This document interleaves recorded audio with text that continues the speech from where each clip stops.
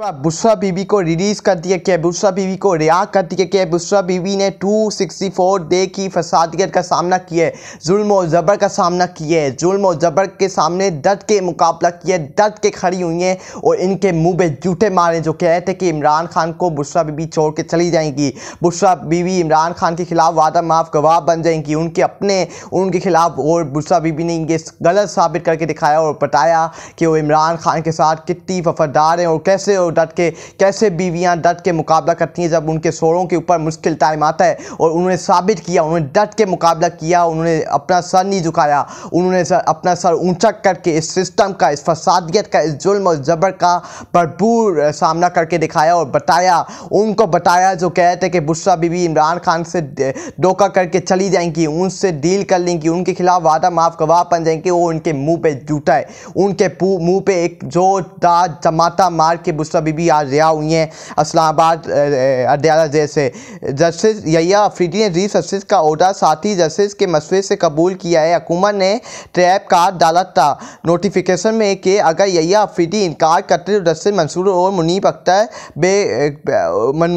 अख्तर पर गौर किया जाएगा। लेकिन असल में यहिया अफरीदी के इनकार में अमीन उल दीन खान को हुकूमत लगा देती। ये इनकी एक ट्रैप कार्ड था, ये इन्होंने एक ट्रैप बचाया था, एक दस्तरखान बचाया था कि इससे अगर यहिया ये पूरी प्लानिंग के साथ बैठे हुए थे, ये पूरी प्लानिंग मुकम्मल करके बैठे हुए थे, ये पूरी प्लानिंग मुकम्मल करके बैठे थे। अगर जस्टिस यहिया उस अफरीदी ने ये नोटिफिकेशन नहीं माना, अगर ये चीफ जस्टिस ऑफ पाकिस्तान नहीं बने और ये इन्होंने एक बहाना बनाया था, अगर justice Yahya Afridi chief justice of Pakistan नहीं बने तो जस्टिस मुनीब अख्तर और जस्टिस मंसूर अली साहब के ऊपर गौर किया जाएगा। ये सिर्फ एक बहाना था, ये सिर्फ एक ट्रैप था, ये सिर्फ इन्होंने पूरी प्लानिंग करके रखा था। जिस तरह जस्टिस यहिया अफरीदी इनके दिमाग में ये चल रहा था, ये बंद कमरों के अंदर जो प्लानिंग करे थे, इनके दिमाग को असल में ये चल रहा था कि जस्टिस यहिया अफरीदी इसको एक्सेप्ट नहीं करेंगे और चीफ जस्टिस ऑफ पाकिस्तान बनने से माजरत कर लेंगे। लेकिन जस्टिस यहिया अफरीदी ने सारे जस्टिसों से मुशावरात करने के बाद, उनसे मशवरा करने के बाद जस्टिस मंसूर अली साहब ने कहा कि हम आपके साथ चलने के लिए तैयार हैं। जस्टिस मुनीब अख्तर ने कहा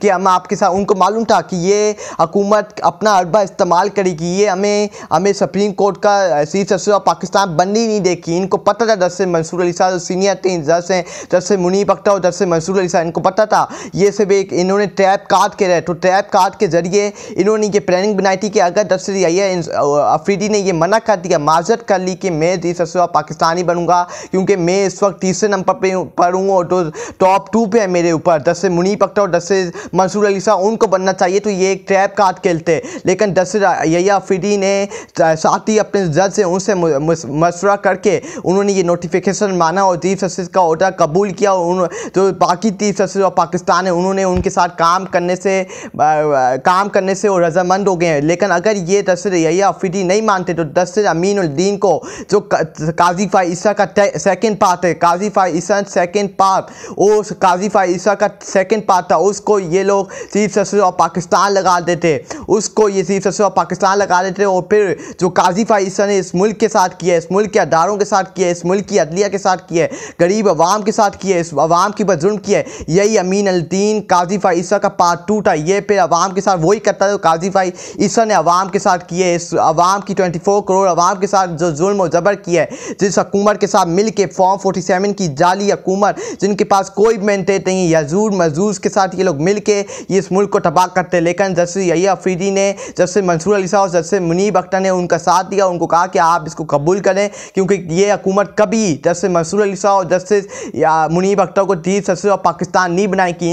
इनसे ये नफरत करते हैं, इनको पता है कि जस्टिस मंसूर अली साहब और जस्टिस मुनीब अख्तर इस अदलिया के साथ खड़े हैं, इस जुल्म और ज़बर के सामने उनको खड़ा होना आता है। वो इस हुकूमत के साथ नहीं मिलेंगे, इस हुकूमत का चापा नहीं बनेंगे, इस हुकूमत की फसादियत का साथ नहीं देंगे, जुल्म और ज़बर का साथ नहीं देंगे। इसलिए उन्होंने जस्टिस यहिया अफरीदी को कहा कि ये कभी हुकूमत नहीं करेगी कि हमें, अगर तुम माजरत कर लोगे तो हमें जस्टिस मंसूर अली साहब या जस्टिस मुनीब अख्तर को चीफ जस्टिस ऑफ पाकिस्तान बना देंगे। इन्होंने एक ट्रैप खेला है, अगर तुम नहीं बने तो ये जस्टिस मुनीब उल दीन को ये चीफ जस्टिस ऑफ पाकिस्तान बना देंगे। ये ट्रैप इन्होंने खेला है। सलमान अकरम राजन ने बेहतरीन अंदाज में समझाया कि मुल्क की एहतजाज तरीक भरपूर तैयारी करके एहतजाज शुरू की जाएगी।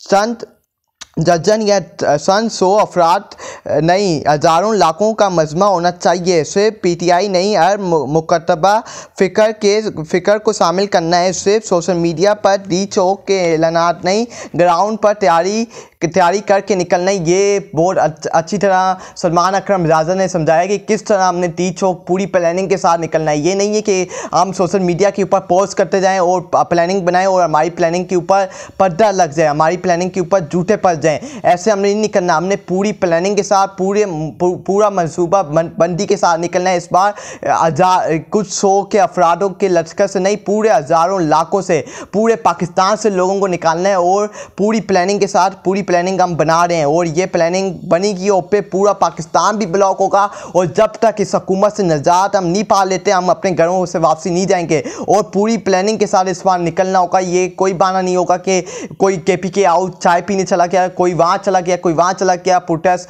आवाम को बीच में छोड़ के वो ओपन सेलिंग का भी मुकाबला करें, ओपन फायरिंग का भी मुकाबला करें और आवाम को बीच रास्ते में छोड़ के चले गए। शायर अहमद फरियाद की खौफनाक गुफ्तगू। सईद असद शरीफ के